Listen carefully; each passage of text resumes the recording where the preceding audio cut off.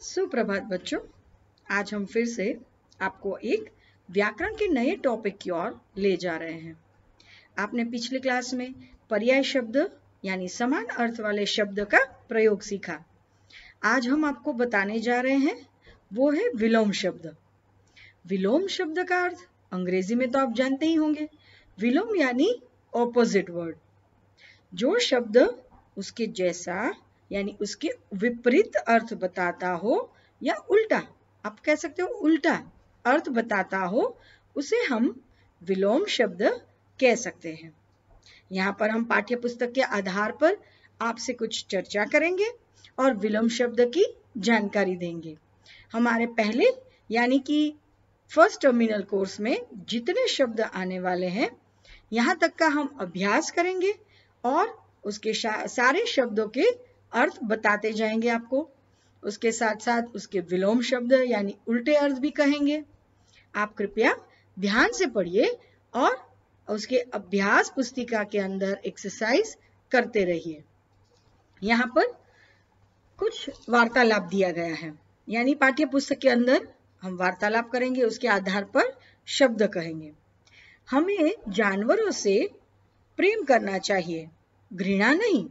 वाक्य है कुछ, हमें जानवरों से प्रेम करना चाहिए, घृणा नहीं। यानी प्रेम का अर्थ है प्यार करना और उसका उल्टा अर्थ वाक्य में बताया है। घृणा मतलब नफरत करना। तो आप समझ ही गए होंगे कि एक शब्द जिसका उल्टा यानी कि घृणा, प्यार का विलोम शब्द घृणा कह सकते हैं हम। हाथी शाकाहारी और शेर मांसाहारी जानवर है।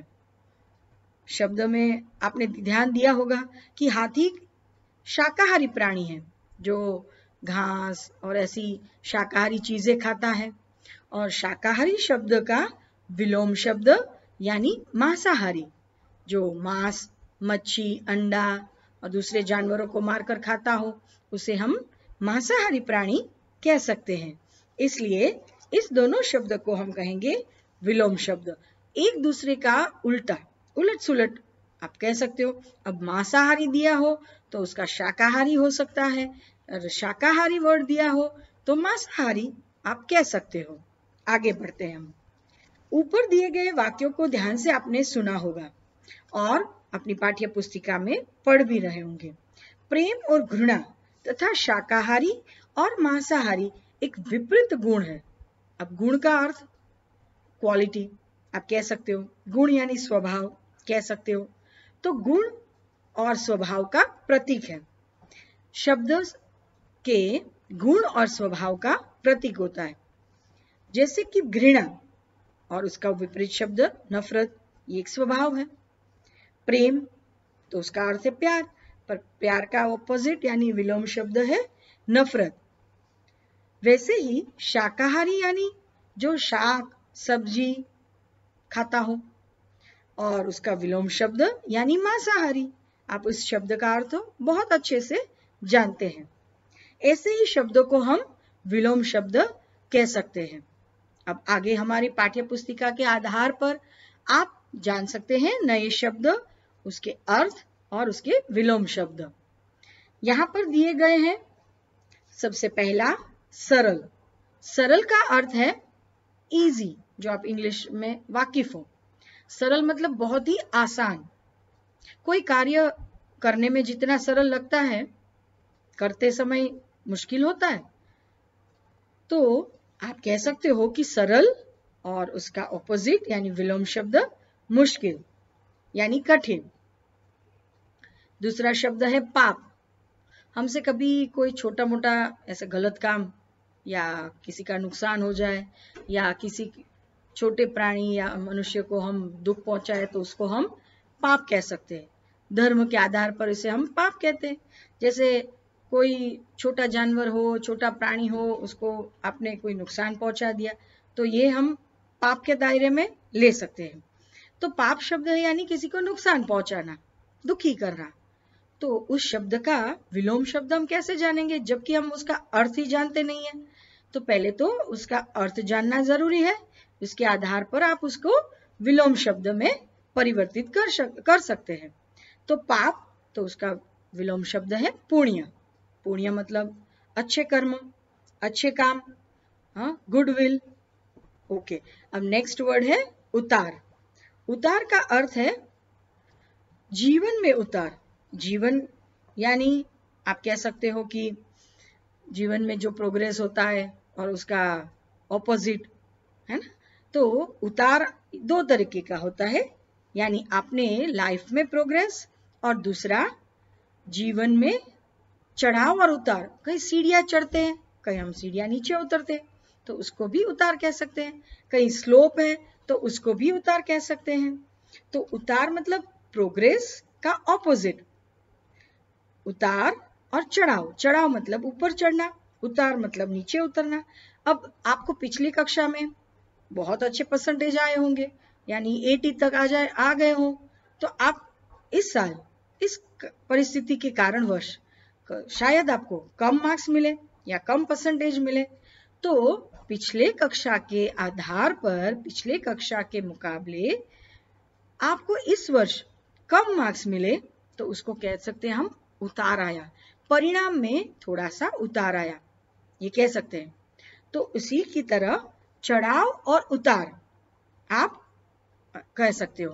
तो ये भी विलोम शब्द हुआ। चढ़ाव पूछे तो उतार और उतार पूछे तो चढ़ाव, ये दोनों आपस में विलोम शब्द कह सकते हैं।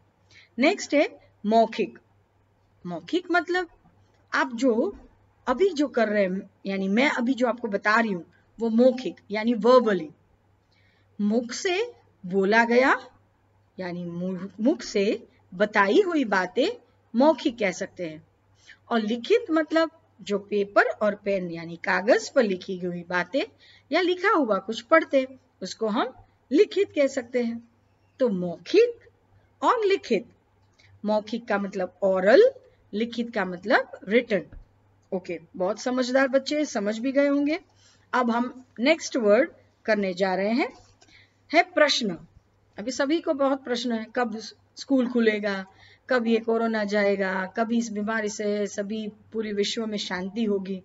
तो प्रश्न का अर्थ है क्वेश्चन, और उसका ऑपोजिट यानी विलोम शब्द सभी को पता है।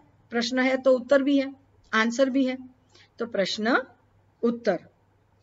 नेक्स्ट आकाश, बहुत इजी है। आकाश मतलब जो दिख रहा है वो आसमान, बराबर। तो उसका ऑपोजिट क्या हो सकता है? आप कहेंगे धरती, ना। आकाश तो धरती के नीचे पाताल, तो आकाश और पाताल। सफल असफल, सफल यानी कोई अपने कार्य में सक्सेस होता है, कार्य संपूर्ण होने के बाद उसमें अच्छा परिणाम आए तो उसे सफल कह सकते हैं। तो सफल असफल मतलब उस काम को सक्सेसफुल नहीं हो पाए, यानी आप सक्सेसफुल नहीं हुए उस कार्य में, तो उसको असफल कहेंगे। असफल सफल एक दूसरे के लिए विलोम शब्द। अगला मित्र। अभी सुबह मैंने यानी अगले पीरियड में मैंने बताया था कि मित्र के पर्याय शब्द। अब यहां पर मित्र का विलोम शब्द, मेरे खास दोस्त। और उसका ऑपोजिट क्या हो सकता है कि आपके कोई मित्र न हो और मित्र के बदले उल्टी भावना उनके अंदर हो, व्यक्ति के अंदर, तो उसको दुश्मन कह सकते हैं। तो मित्र, दुश्मन यानी शत्रु। शत्रु और दुश्मन पर्याय शब्द है, बराबर। यहां पर हम पर्याय एक नया शब्द भी सीखते जा रहे हैं, शत्रु और दुश्मन। अब नेक्स्ट अंधकार और प्रकाश। अंधकार मतलब पूरे अंधेरा छा जाना, और उसका ऑपोजिट अभी कमरे में जैसे ही मैं दाखिल हुई, कमरे में तो अंधकार था, अंधकार छाया हुआ था। इसके बदले लाइट चालू की तो आपको पता चला कि बहुत अच्छा या प्रकाश हो गया कक्ष के अंदर, तो उसको हम कहेंगे विलोम शब्द अंधकार प्रकाश। आप बहुत अच्छे से समझ गए होंगे और आपने कभी ये भी प्रयोग भी किया होगा इस वाक्य शब्द का वाक्य के अंदर। तो अभी हम नेक्स्ट यानी अगला शब्द लेने जा रहे हैं। एक, कोई एक चीज, एक उंगली, एक आंख, एक कान, यानी एक चीज की बात कर रहे हैं। तो उसका ऑपोजिट अनेक, एक और अनेक कह सकते हैं आप। वीर, वीर का अर्थ है जो बहुत ब्रेव हो। बहुत ब्रेव का अर्थ है कि आप बहुत किसी से डरते नहीं हो, बहुत होशियार हो, कोई चीजों से आपको भय ना हो, तो उसको वीर कह सकते हैं। जैसे हमारे सिपाही, कोई दुश्मन से डर नहीं, किसी को मृत्यु से डर नहीं, कोई भी समस्या आ जाए तो उससे डरते नहीं है, ऐसे हमारे देश के वीर सिपाही हैं। तो उस शब्द को अच्छे से समझ लीजिए कि वीर, और वीर का ऑपोजिट यानी विलोम शब्द है कायर। हर छोटी चीजों से डरता है, कोई बड़े काम करने से डरता है, कोई छोटी मोटी समस्या आ जाए तो उससे घबरा जाता है। जैसे अभी कोरोना आ गया तो घबरा गए लोग, तो उसको हम कायर कह सकते हैं। तो एक है जवान यानी वीर, बहादुर, और उसके ऑपोजिट कायर, डरपोक। छोटा चूहा या कॉकरोच घर पे आ जाता है तो हम तो डर जाते हैं, और यहाँ बड़ा शेर या बड़ा तूफान आ जाए तो भी उसका डटकर सामना करें तो उसको कहेंगे वीर।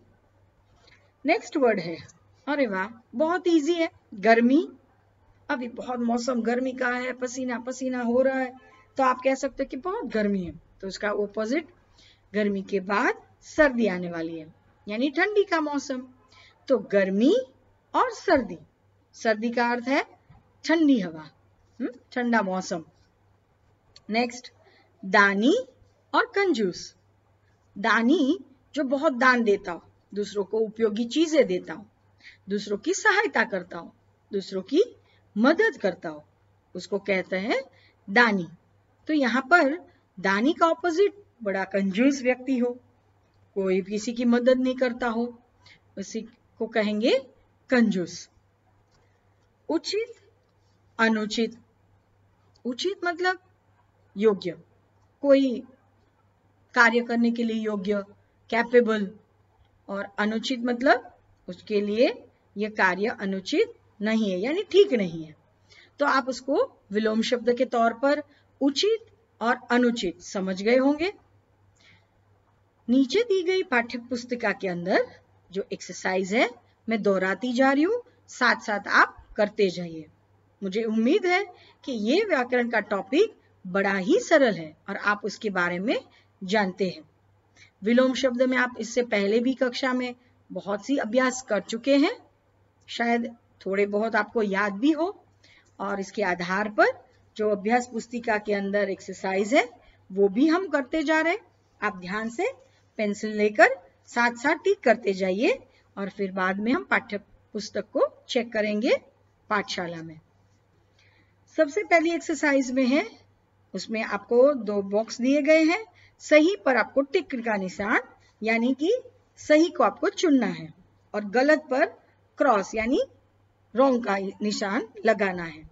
प्रश्न तो उत्तर सही है तो उत्तर पर आप टिक कर सकते हैं। आरंभ तो शुरू, आरंभ का ऑपोजिट यानी विलोम शब्द शुरू होता है नहीं, तो आरंभ को शुरू समानार्थी शब्द है, यानी कोई कार्य की शुरुआत हुई तो वो दोनों तो एक जैसे ही अर्थ हुए, तो वो विलोम शब्द नहीं कह सकते, उसके ऊपर आप रॉन्ग का निशान, गलत का निशान कर सकते हैं। चर अचर, बिल्कुल सही का निशान करो आप। सुपुत्र यानी सुंदर पुत्र, सुंदर मतलब बहुत अच्छा, तो सुपुत्र भी अच्छा, तो दोनों तो सेम यानी कि समानार्थी हुए, तो ये विलोम शब्द नहीं कहलाएगा, इसलिए आप उसके ऊपर क्रॉस यानी गलत का निशान लगा सकते हैं।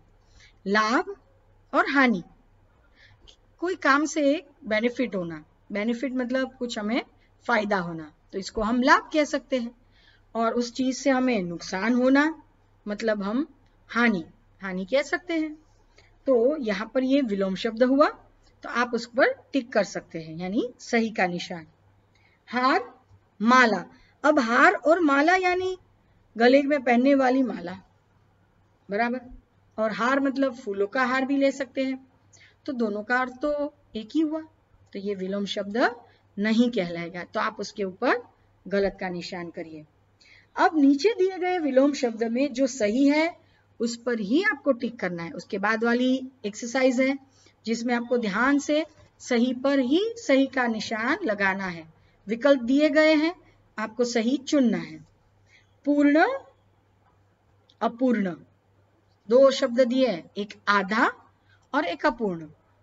तो आप उसमें आधा मतलब हाफ, तो पूर्ण का अर्थ तो कंप्लीट होता है, कंप्लीट वर्क हो गया मेरा होमवर्क, तो कंप्लीट का अर्थ है पूर्ण होना, तो इसका ऑपोजिट अपूर्ण, ये हम कह सकते हैं। गर्मी तो सर्दी कह सकते हैं क्योंकि सूटेबल अर्थ है, शीत नहीं कह सकते तो ठंडा, तो गर्मी सर्दी। पाप पुण्य, टिक करते जाइए, पाप पुण्य। सुगंध दुर्गंध, सुगंध मतलब बहुत अच्छी खुशबू आ रही है, परफ्यूम की खुशबू, बड़े अच्छे कोई स्मेल आ रही हो, तो आप इसको कह सकते हैं सुगंध। और दुर्गंध मतलब बदबू, बहुत गंदी, तो इसको विलोम शब्द कह सकते हैं। तो सही अर्थ है दुर्गंध और सुगंध। नेक्स्ट, गुण अवगुण, जिसके अंदर अच्छी क्वालिटी हो, जिसके अंदर स्वभाव अच्छा हो, उसको गुण कह सकते हैं। और अवगुण, आपके अंदर कोई बुराई हो, स्वभाव खराब हो, तो उसको अवगुण कह सकते हैं। प्रशंसा, किसी का कोई भी कार्य के प्रति अच्छा लगने पर हम उसके लिए दो वर्ड्स यानी अच्छे शब्द में उनकी प्रशंसा करते हैं, उनके लिए कोई अच्छी बातें करते हैं, उनको वाहवाह शाबाशी देते हैं, तो ये कहलाता है प्रशंसा। उसका ऑपोजिट निंदा। बुराई अच्छाई, ये तो ऑपोजिट समझ गए होंगे, बुराई और अच्छाई। प्रकाश अंधकार। उसके बाद जो नेक्स्ट एक्सरसाइज है जिसमें आपको वाक्य दिए हैं, वाक्य के अंदर सही शब्द यानी सही विलोम शब्द भरकर वाक्य को पूर्ण करना है। यहां पर मैं दोहराती जा रही हूं, आप लिखते जाइए। जीवन में उतार डैश, यानी कि विलोम शब्द जो ऐड करना है, उतार का मैंने बताया था, उतार मतलब उतरना और चढ़ाव मतलब ऊपर चढ़ना, प्रोग्रेस करना। तो उतार चढ़ाव आते ही रहते हैं।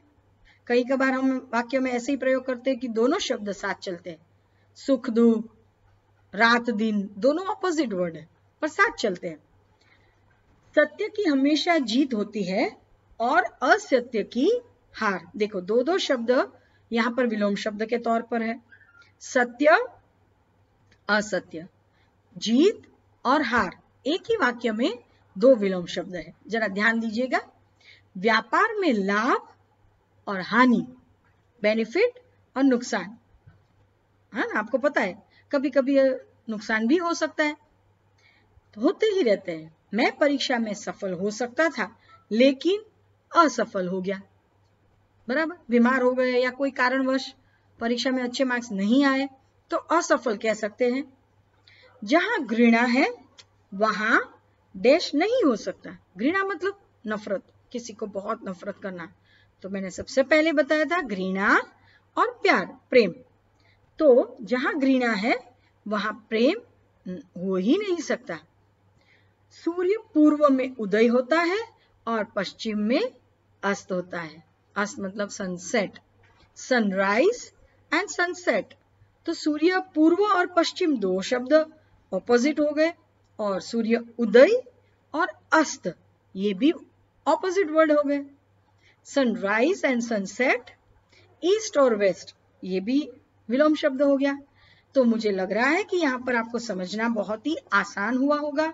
हमने यहाँ पर उसकी सारी एक्सरसाइज भी करवाई, साथ साथ आपने अपनी पाठ्य पुस्तिका में लिख भी लिया होगा। और आगे का कार्य यानी आगे के व्याकरण के टॉपिक हम अगली कक्षा में आपको जरूर बताएंगे। तब तक आप अपना कार्य संपूर्ण करके तैयार रहिए, और कोई भी काम करते समय ऐसा लगे तो कृपया आप हमें बता सकते हैं। तब तक के लिए अपने ख्याल रखिए। धन्यवाद।